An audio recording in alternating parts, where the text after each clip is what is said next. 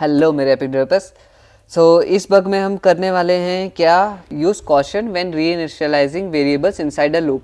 ठीक है, तो हमें ध्यान देना पड़ता है जब हम किसी भी वेरिएबल को किसी भी लूप के अंदर रीइनिशियलाइज कर सके। रीइनिशियलाइज मतलब कि दोबारा उसकी वैल्यू जो स्टार्टिंग में थी वो वाली वैल्यू दे सके। ठीक है, so sometime it's necessary to save information. कभी कभी ये ज़रूरी होता है कि हम इन्फॉर्मेशन सेव करें, काउंटर्स को इंक्रीमेंट करें या फिर वेरिएबल्स को रीसेट कर सके किसी भी लूप के अंदर। अब potential issue is when, potential एक प्रॉब्लम आती कब है, जब क्या बोलते हैं किसी वेरिएबल को आइदर शुड बी उसको रीइनिशियलाइज करना हो और वो होता नहीं है, या फिर रीइनिशियलाइज ना करना और वो हो जाता है। ठीक है, एंड वाइस वर्सा लिखा हुआ है। This is particularly dangerous. और ये डेंजरस कब होता है, जब क्या बोलते हैं हम एक्सीडेंटली रीसेट करना भूल जाते हैं वेरिएबल को और टर्मिनल कंडीशन में, और वो क्या करता है कि इन्फिनाइट लूप करते रहता है रन, और इस हिसाब से लाइक प्रोसेसिंग पावर भी बहुत लगती है। और मेरे दोस्त का एक बार पता चला था, उसको तो बहुत ज़्यादा बिल आ गया था। ठीक है, सो पैसे भी इससे लॉस्ट हो जाते हैं, और मतलब बहुत सा टेक्नोलॉजी का लॉस होता है, इलेक्ट्रिसिटी का लॉस होता है, मनी का लॉस होता है, साथ ही आपके टाइम का लॉस होता है।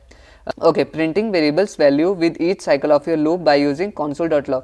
हमें क्या करना है, इस चीज़ को अगर अनकवर करना चाहते हैं कि एक्चुअली प्रॉब्लम आ कहाँ रही है, तो console.log का यूज़ करना होता है हर एक लूप के हर एक साइकिल के बाद, ताकि हमें पता चल सके कि प्रॉब्लम हो कहाँ रही है। ठीक है, एंड बगी बिहेवियर रिलेटेड, और जो भी बिहेवियर में प्रॉब्लम आई थी, बग था वहाँ पे कि रीसेट क्यों नहीं हो रहा था, या फिर रीसेट हो रहा था या क्यों नहीं हो रहा था वेरिएबल में।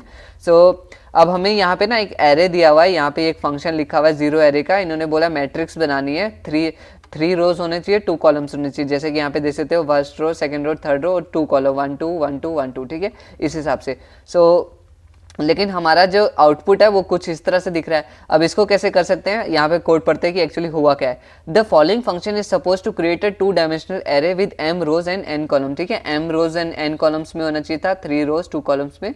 Unfortunately it is not producing the expected output.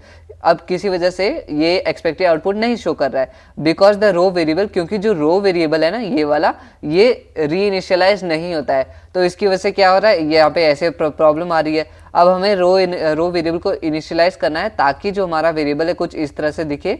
Variable because the row variable isn't being reinitialise, set back to an empty array तक, क्योंकि बार बार एम्प्टी एरे नहीं हो रहा था इन द आउटर लूप, बाहर वाले लूप में।